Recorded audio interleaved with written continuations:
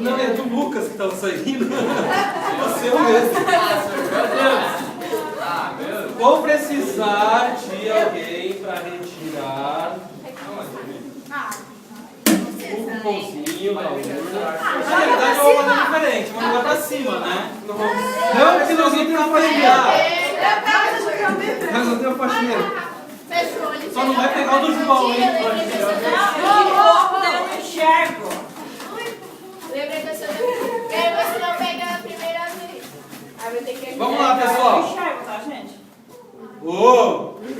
Meu Deus. 2. Pega É um só. Pegue ele. Chegou, meu amor. Muito bem. Olha o segundo. Qual que é? Olha o segundo. O do João, que é o segundo que ela pegou.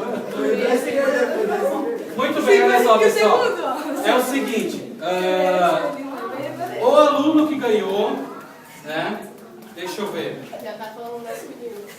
É um aluno que não está aqui hoje. Era pra ser eu, senhor. Meu Deus. Então pega O senhor pegou não vai. Infelizmente ele não está aqui hoje, mas ele será avisado. E com certeza ele vai ver na internet lá, porque eu vou colocar no Facebook que ele ganhou. Então o aluno que ganhou é nosso aluno número 1, Christian Com. É o Christian. Ele é da 25, ele era da 2503A e aí ele foi passado para 2509A. O Christian. É o primeiro aluno da escola. Não é. Ah, senhor, era pra ser eu, não para isso, né? Era pra ser eu também, né? Eu coloquei meu nome, dá pra